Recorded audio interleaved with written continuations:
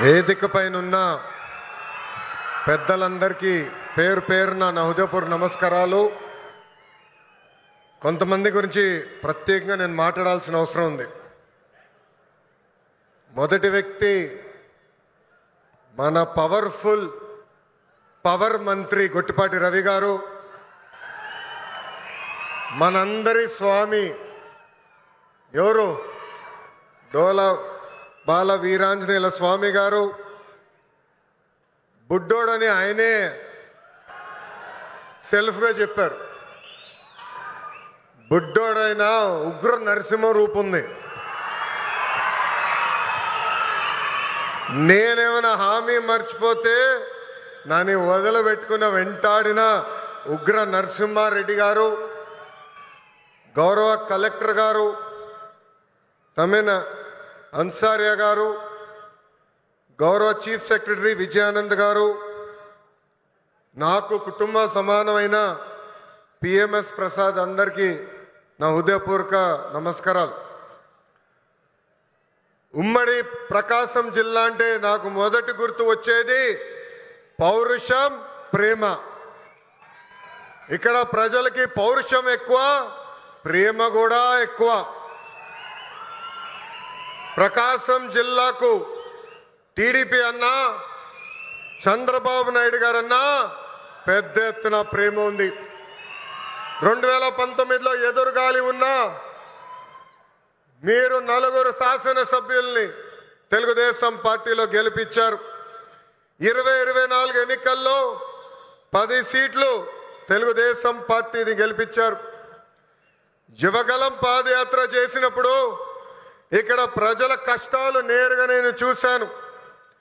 ప్రకాశం జిల్లాలో యువగలం ఒక ప్రభంజనంగా నడిచింది.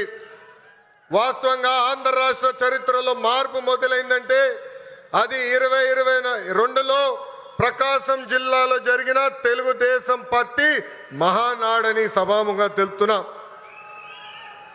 నేను ఆ రోజే చెప్పా, మీరు నా పైన చూపించిన ప్రేమకు రెండింతలు తిరిగి నేను మీకోసం పని చేస్తానని. నేను ఆ రోజే చెప్పా, ప్రకాశం జిల్లా నా గుండెల్లో పెట్టుకుని అభివృద్ధి చేస్తానని.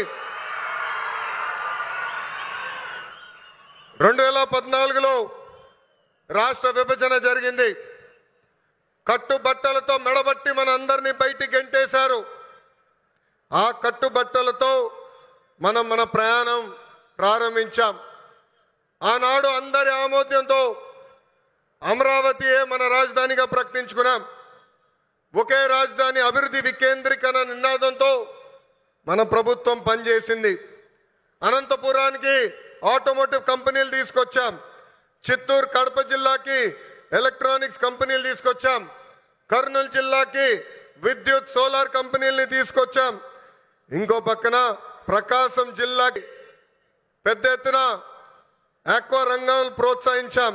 ఇంకా ఉత్తరాంధ్రని, విశాఖపట్నాన్ని ఏకంగా ఐటీ ఫార్మా హబ్గా కూడా మనం తయారు చేసుకున్నాం.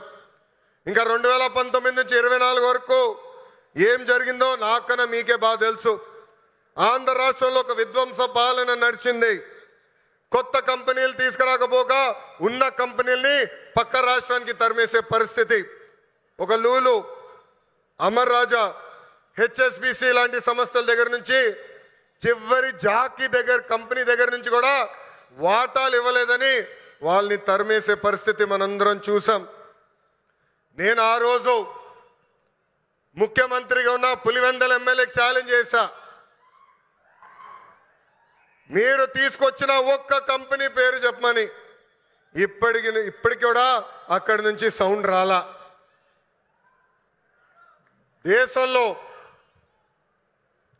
దేశంలో ఎప్పుడు జరిగిన విధంగా నేను పాదయాత్ర చేశా. ఒక మాటలో చెప్పాలంటే యువగలం పాదయాత్ర నాలో మార్పు తీసుకొచ్చింది. గంగాధర్ నెల్లూరు నియోజకవర్గం చిత్తూరు జిల్లాలో ఉంటుంది.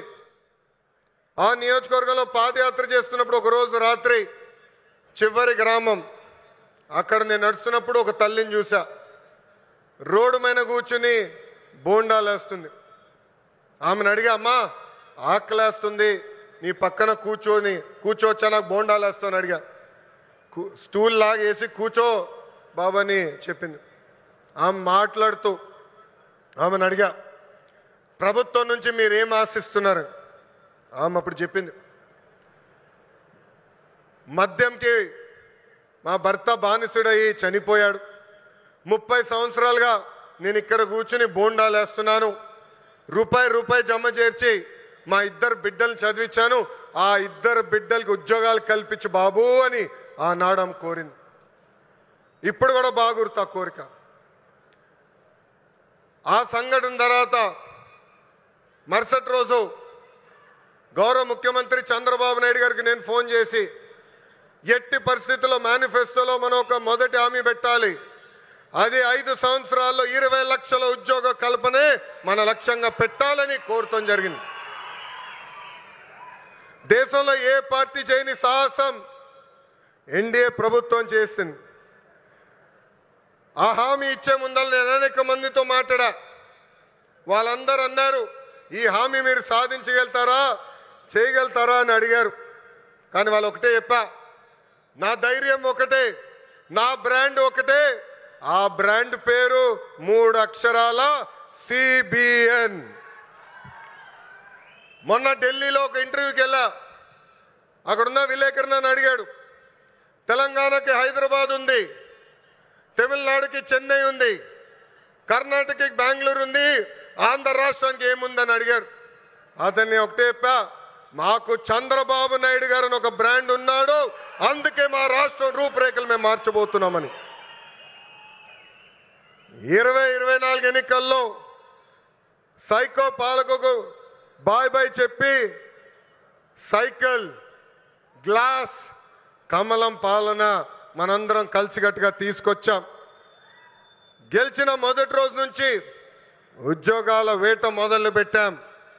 ఇప్పటి వరకు 8 లక్షల కోట్ల పెట్టుబడులకు, తద్వారా 5 లక్షల మంది నిరుద్యోగ యువకులకు ఉద్యోగాలు కల్పించడానికి ఒప్పందాలు కుదుర్చుకున్నాం, పనులు ప్రారంభించాం. దాంట్లో భాగంగా ఈ రిలయన్స్ ఎనర్జీ ప్రాజెక్ట్ కానివ్వండి, NTPC కానివ్వండి, భారతదేశంలోనే అతి పెద్ద ఆర్సిలర్ మిత్తల్ స్టీల్ ప్లాంట్ కానివ్వండి, BPCL, Tata power, TCS, LG electronics లాంటి అనేక కంపెనీలు మన రాష్ట్రానికి రాబోతున్నాయి. కుటుంబంలో ఒక్కరికి ఉద్యోగాలు కల్పిస్తే ఆ కుటుంబం పరిస్థితి మారుతుందని బలంగా నమ్ముతుంది ఎన్డీఏ ప్రభుత్వం. పేదరికం లేకుండా చేయాలంటే ఉద్యోగాలే కల్పనగా మనందరం ముందరికెళ్ళాలి. నా సింగిల్ టార్గెట్ ఒకటే, 5 సంవత్సరాల్లో 20 లక్షల ఉద్యోగాలు మన ఆంధ్రులు కల్పిస్తామే. దానికోసం ఎక్కడికైనా వెళ్తాను, ఎవరినైనా కలుస్తానని ఈ సభాముఖంగా ఆంధ్ర రాష్ట్ర నిరుద్యోగ యువకులకి నేను హామీ ఇస్తున్నా. ఇంకా రిలయన్స్ ఫౌండర్ ధీరుభాయ్ అంబానీ గారికి చంద్రబాబు నాయుడు గారికి మంచి అనుబంధం ఉండేది. ఆనాడు చంద్రబాబు నాయుడు గారు దావోస్కి వెళ్లే ముందల ముంబైకి వెళ్తే అది తెలుసుకున్న ధీరుభాయ్ అంబానీ గారు చంద్రబాబు నాయుడు గారిని స్వయంగా ఆయన ఇంటికి రమ్మని కోరారు.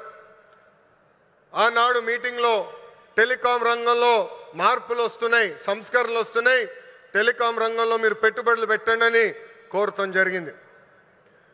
గౌరవ ముఖ్యమంత్రి గారు చంద్రబాబు నాయుడు గారు డావోస్కి వెళ్ళి 5 రోజులు తిరిగి వచ్చిన తర్వాత ధీరుభాయ్ అంబానీ గారు ఆనాడే ప్రకటించారు, రిలయన్స్ కంపెనీ టెలికాంలో పెద్ద ఎత్తున పెట్టుబడులు పెడుతుందని. అంతేకాదు చంద్రబాబు నాయుడు గారికి నమ్మకంతో ఆనాడు ధీరుభాయ్ అంబానీ గారు టెలికాం రంగంలోకి అడుగుపెట్టారు. ఆ తర్వాత అనుబంధం రిలయన్స్ చైర్మన్ ముఖేష్ అంబానీ గారితో కూడా కొనసాగింది. ప్రజాప్రభుత్వం ఏర్పడిన తర్వాత నేను ముఖేష్ అంబానీ గారితో అనంత్తో అదేవిధంగా వేదిక పైన ఉన్న Reliance industries executive director PMS Prasad గారిని కలిసి ఆంధ్ర రాష్ట్రంలో పెద్ద ఎత్తున పెట్టుబడులు పెట్టాలని కోరటం జరిగింది. వాళ్ళకి ఒకటే చెప్పా, Andhra Pradesh is of doing business కాదు, స్పీడ్ ఆఫ్ డూయింగ్ బిజినెస్ ఏంటో చేసి చూపిస్తానని హామీ ఇస్తాం జరిగింది. వాళ్ళు నన్ను ఒకటే కోరారు, ఒక పాలసీ తీసుకురండి అని వాళ్ళు కోరితే నేను అనంతకు ఒక ప్రామిస్ చేశా. 21 రోజుల్లో ఇంటిగ్రేటెడ్ క్లీన్ ఎనర్జీ పాలసీ తీసుకొస్తానని చెప్తాం జరిగింది. వేదిక మీద ఉన్న గొట్టుపాటి రవి గారి నాయకత్వంలో విజయానంద్ గారు నేను అందరం కలిసి 30 రోజుల్లో ఈ పాలసీ తీసుకొస్తాం జరిగింది. పాలసీ తీసుకొచ్చిన తర్వాత నేను రవి అన్న కూర్చుని మొదటి 100 ప్లాంట్లు మన ప్రకాశం జిల్లాకి తీసుకురావాలని నిర్ణయిస్తాం జరిగింది. నేను చెప్పాను పాదయాత్ర నాలో చాలా మార్పు తీసుకొచ్చిందని. నా ఇప్పుడు కూడా బాగా గుర్తు. ప్రతిరోజు 15 నుంచి 20 కిలోమీటర్లు నడిచి కరెక్ట్గా 7:30-8ంటికి నైట్ హాల్ట్కి వెళ్ళిన తర్వాత బూట్లు తీసేసి ఐస్ నీళ్ళలో కాలు పెట్టేవాడు. సరదాగా నాయకులందరం కూర్చొని మాట్లాడుకునేవాళ్ళం. దాంట్లో ఉగ్ర నరసింహారెడ్డి గారు కూడా ఉండేవారు. గంటల తరబడి మాట్లాడుకునేవాళ్ళం. మన ప్రాంతానికి ఏం మార్పు తీసుకురావాలని దానిపైన మేము చర్చించేవాళ్ళం. అప్పుడు ఆనాడే ఉగ్ర నరసింహారెడ్డి గారు నాకు చెప్పారు, మా ప్రాంతంలో వలసలుగా నిరుద్యోగ యువకులు రైతులు ఇతర ప్రాంతానికి వెళ్తున్నారు, దానికి చెక్కు పెట్టాల్సిన బాధ్యత మన పైన ఉంది బాబు అని చెప్పారు. అది గుర్తుపెట్టుకుని నేను గొట్టిపాటి రవి గారు కలిసి మొదటి ప్లాంట్ మన కనిగిరి నియోజకవర్గం తీసుకురావాలని నిర్ణయిస్తాం జరిగింది.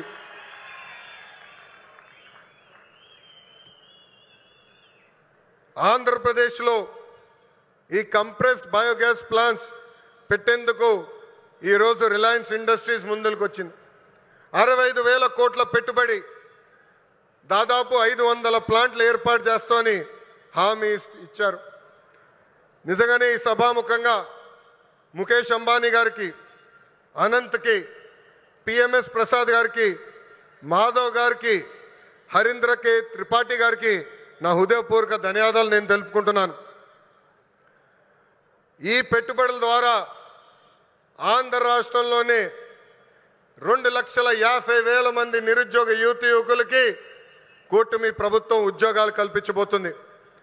ప్రకాశం, అనంతపురం, కడపలో ఉన్న 5 లక్షల ఎకరాల బేడు భూమికి వినియోగంలోకి తీసుకుని రాబోతున్నాం. నేను యువగలంలో ప్రకాశం జిల్లాకు ఇచ్చిన హామీని, దాంట్లో ఒక్క హామీని ఈరోజు నిలబెట్టుకున్నానని గర్వంగా చెప్పుకోగలుగుతున్నాను. రిలయన్స్ మొదటి సిబిజీ ప్లాంట్ కనిగిరిలో శంకుస్థాపన మేము చేశాము. ఈ ప్లాంట్ రిలయన్స్ సిబిజీ ప్రాజెక్ట్కి హబ్గా కూడా మారిపోతుంది. ఇక్కడనే హెలికాప్టర్ ఎక్కే ముందల 5 ప్లాంట్లు అనుకున్నాం. హెలికాప్టర్ దిగిన తర్వాత ప్రసాద్ గారితో మాట్లాడిన తర్వాత మీరు మాకు భూములు ఇవ్వండి, తప్పనిసరిగా ప్లాంట్లు ఏర్పాటు చేస్తామని చెప్పారు. ఇక్కడ ఉగ్ర నరసింహారెడ్డి గారు నా పక్కన కూర్చుని ఎట్టి పరిస్థితుల్లో 50,000 ఎకరాలు కౌలుకి రిలయన్స్ ఇండస్ట్రీకి మేము అందిస్తామని చెప్పారు. 50 ప్లాంట్లు ఒక నియోజకవర్గంలో చేస్తామని ఈ సభాముఖంగా కనిగిరి ప్రజలకి నేను తెలుపుతున్నాను. వాస్తవంగా ఈరోజు నేను మీ ముందల నుంచుని ఇట్లా మాట్లాడగలుగుతున్నానంటే దానికి కారణం ఉగ్ర నరసింహారెడ్డి గారు. ఒక ఉగ్ర నరసింహుడుగా గత 10 రోజులుగా ఇక్కడ పనిచేశారు. నన్ను కోరారు కొంచెం ఒక 10 రోజుల తర్వాత ప్లాంట్ శంకుస్థాపన పెట్టుకుందామని. నేను ఒప్పుకోలేదు. మీరు రెడీగా ఉన్నా లేకపోయినా ఏప్రిల్ 2వ తారీఖు నేను వస్తున్నా కనిగిరి నియోజకవర్గానికని ఉగ్ర నరసింహారెడ్డి గారికి నేను చెప్పా. 10 రోజుల్లోనే బాగా నల్లగా అయిపోయాడు ఆయన. రంగు 4 షేడ్లు తగ్గింది. ఎవరి కోసం ఆయన కష్టపడ్డారు? కనిగిరి ప్రజల కోసం. మన ఇంట్లో ఉన్న నిరుద్యోగ యువకులు పక్క రాష్ట్రాలకు వెళ్లకుండా మన ప్రాంతంలోనే మన నియోజకవర్గంలోనే ఉద్యోగాలు కల్పించే లక్ష్యంతో అహర్నిశలు పనిచేస్తున్న ఉగ్ర నరసింహారెడ్డి గారిని మనస్ఫూర్తిగా ఈ సభాముఖంగా నేను అభినందిస్తున్నా. చంద్రబాబు గారు చెప్తున్న P4 విధానానికి రిలయన్స్ సిబిజీ ప్లాంట్ నాంది కాబోతుంది. పేదరికం లేకుండా చేయటంలో ఇది కూడా ఒక తొలి అడుగని సభాముఖం తెలుపుతున్నాం. రైతులకి ఈ ప్లాంట్ల ద్వారా పెద్ద ఎత్తున మేలు జరుగుతుంది. నేపియర్ గడ్డితో ఈ గ్యాస్ తయారు చేయబోతున్నారు. ప్రభుత్వ భూమికి 15,000 రూపాయలు, రైతుల భూమికి 30,000 రూపాయలు కౌలు కూడా రిలయన్స్ ఇండస్ట్రీ ఇవ్వబోతుంది. రైతులు గడ్డి పెంచిస్తే టన్నుకి ఇంత అని కూడా వాళ్ళు డబ్బులు ఇవ్వబోతున్నారు. ఈ ప్లాంట్ ద్వారా 1,10,000 మెట్రిక్ టన్నులు ఆర్గానిక్ ఎరువు కూడా తయారవబోతుందని ఈ సభాముఖ ప్రజలు తెలుపుతున్నా. ఇంకా ఈ ప్లాంట్ ద్వారా గ్రామీణ యువతకి పెద్ద ఎత్తున ఉద్యోగాలు కూడా కల్పిస్తాం. ప్రకాశం జిల్లాలోకి ఎప్పుడు వచ్చినా నాకు నా పాదయాత్ర గుర్తొస్తుంది. ఈరోజు నేను నడుచుకుంటూ వస్తున్నప్పుడు అందరినీ కలిసా, గట్టిగా నా చేయి లాగారు. నాకు యువగలం పాదయాత్ర గుర్తొచ్చింది. మీరు చూపించిన ప్రేమ ఇంకా నా చేతి పైన ఉంది. అందరు నా చేతులు గీరారు, ఒకరు నా చేయి కూడా కొరికారు. మీరు నా పైన చూపించిన ప్రేమ, అభిమానం నా జీవితంలో ఎప్పుడు మర్చిపోనని ఈ సభాముఖంగా ప్రకాశం జిల్లా ప్రజలందరికీ నేను తెలుపుకుంటున్నా. ఉగ్ర నరసింహుడు నన్ను వదిలిపెట్టాడు కదబ్బా. కొన్ని కోరికలు కోరారు. మొదటిది రైల్వే ప్రాజెక్ట్. గౌరవ చీఫ్ సెక్రటరీ గారు నాకు ఇప్పుడే చెప్పారు, ఏప్రిల్లో అవసరమైన నిధులు మేము విడుదల చేస్తాం. ఆగస్టులో గౌరవ ముఖ్యమంత్రి గారిని తీసుకొచ్చి ఆ రైల్వే ప్రాజెక్ట్కి మనం ప్రారంభిద్దామని తెలుపుతున్నాం. వెలగొండ ప్రాజెక్టు కూటమి ప్రభుత్వానికి ఒక ప్రయారిటీ. ఆగిన పనులు తిరిగి ప్రారంభిస్తాం. చివరి ఎకరానికి సాగునీరు అందించే బాధ్యత మేము తీసుకుంటాం. ఇంకా తాగునీరు గురించి నేను చెప్పాల్సిన అవసరంలా. తాగునీరు శాఖ మంత్రి ఎవరు? నాకు అన్న సమానమైన పవన్ అన్న. పవన్ అన్న ఏమనుకున్నా సాధించే వ్యక్తి. ప్రతి కేబినెట్ మీటింగ్లో మేము చర్చిస్తాం. తాగునీరు ఒక ప్రయారిటీ అని ఆయన ప్రతి కేబినెట్ మీటింగ్లో చెప్పారు. గత ప్రభుత్వం నాశరికమైన పనులు చేసింది, ప్రాజెక్ట్ని పక్కన పెట్టేసింది. తిరిగి కేంద్ర ప్రభుత్వాన్ని ఒప్పించి నిధులు కేటాయించి ఈరోజు ఆ ప్రాజెక్ట్కి టెండర్ స్థాయికి తీసుకొచ్చారు. నా అన్న పవన్ అన్న త్వరలోనే ఆగిపోయిన పనులని ప్రారంభిస్తాం. ప్రతి గడపకి కుళాయి ద్వారా తాగునీరు కూడా అందించే బాధ్యత కూటమి ప్రభుత్వం తీసుకుంటుందని ఈ సభాముఖంగా తెలుపుకుంటూ ప్రకాశం జిల్లా ప్రజలందరూ ఒకటే కోరుతున్నా, వైకాపా పరిస్థితి చూస్తుంటే జాలేస్తుంది. వాళ్ళు పని చేయరు, పని చేయాలనుకున్న వాళ్ళ చేత పని చేయనీరు. ఈరోజు కొత్తగా చెప్తున్నారు ఈ ప్లాంట్ల ద్వారా ఏదో అయిపోతుందని. వాళ్ళని అడుగుతున్నా, మీరు ఇంట్లో గ్యాస్ సిలిండర్లు వాడరా? కట్టెపొయ్యిలు వాడుతున్నారా? ఆ గ్యాస్ తయారు చేసే ప్లాంట్ ఇది. ఎందుకు మీరు అపోహలు కల్పిస్తారు?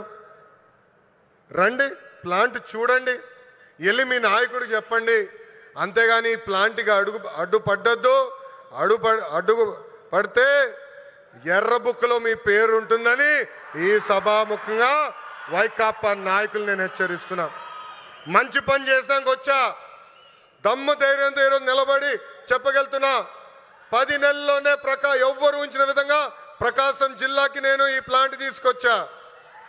అంతేగాని తప్పుడు ప్రచారం చేస్తే నేను మిమ్మల్ని వదిలిపెట్టనని ఈ సభాముఖంగా వైకాపా నాయకులకు నేను హెచ్చరిక చేస్తూ, నిజంగానే ఈ సమావేశం చూసినా, వేదికమైన ఉన్న పెద్దలు చూసినా, ఈరోజు ఈ కార్యక్రమానికి యాంకర్గా నిలబడిన ఉదయభాను మేడం గారిని చూసినా నాకు యువగలం పాదయాత్ర గుర్తొస్తుంది. ఆనాడు బీసీ గర్జన పేరుతో నేను కార్యక్రమం పెడితే ఉదయభాను గారు స్వచ్ఛందంగా వచ్చి ఆ కార్యక్రమానికి యాంకర్గా నిలబడ్డారు. బీసీ సోదరులు జరుగుతున్న అన్యాయం పైన ఆనాడు మేము పెద్ద ఎత్తున ఆనాటి ప్రభుత్వాన్ని నిలదీశాం. నిలదీసినందుకు మేడం గారిని కూడా వైకాపా నాయకులు ట్రోల్ చేశారు. అంతేకాదు వేదికమైన పెద్దలందరి పైన దొంగ కేసులు పెట్టారు. నా పైన కూడా 23 కేసులు పెట్టారు. ఆనాడే చెప్పా, ఆ సైకో పాలనకి ఈ తెలుగుదేశం పార్టీ తగ్గేదే లేదని. వాస్తవంగా ఈరోజు ప్రజలకి స్వాతంత్రం వచ్చింది. 94% సీట్లలో ఎన్డీఏ ప్రభుత్వాన్ని మీరు గెలిపించారు. మా పైన బాధ్యత పెరిగింది. మీకు 6 నిమిషాలు కష్టపడతాం, మీకు అండగా నిలబడతాం, మీకున్న సమస్యలు పరిష్కరిస్తామని ఈ సభాముఖంగా హామీ ఇస్తూ ఇక్కడ పెద్ద ఎత్తున తరలి వచ్చిన తెలుగుదేశం పార్టీ కార్యకర్తలు కూడా ఒక విజ్ఞప్తి చేయాలనుకున్నా. ఈరోజు వాస్తవంగా రిలయన్స్ కార్యక్రమానికి వచ్చా. గతంలో మీ అందరు చెప్పే ఎప్పుడు నియోజకవర్గానికి వచ్చినా మిమ్మల్ని అందరినీ కలుస్తా, మీతో కూర్చుంటా, మీతో ఫోటోలు దిగుతానని హామీ ఇచ్చా. త్వరలో మళ్ళీ IIITకి శంకుస్థాపన వేసేదానికి నేను వస్తున్నాను. ఒక రోజంతా మీతో ఉంటా. అప్పుడు ఉత్తమ కార్యకర్తలను కలుస్తా. ప్రతి కార్యకర్తతో నేను ఫోటో దిగుతాను. ఈరోజు మళ్ళీ తిరిగి నేను గౌరవనీయులు ప్రసాద్ గారిని తిరిగి విమానం ఎక్కించాల్సిన బాధ్యత నాకుంది. అందుకే ఈ కార్యక్రమం వెంటనే వెళ్లాల్సి వస్తుందని ఈ సభాముఖ కార్యకర్తలందరూ తెలుపుకుంటూ నాకు ఇంత అద్భుతమైన అవకాశం ఇచ్చిన ప్రకాశం జిల్లా ప్రజలందరికీ పేరు పేరున హృదయపూర్వక ధన్యవాదాలు తెలుపుకుంటూ మీ అందరి దగ్గర నుంచి సెలవు తీసుకుంటున్నాం. జోహార్ అన్న ఎన్టీఆర్, జోహార్ అన్న ఎన్టీఆర్. చంద్రబాబు నాయుడు గారి నాయకత్వం, చంద్రబాబు నాయుడు గారి నాయకత్వం. జై హింద్, జై హింద్. అందరికీ నమస్కారం.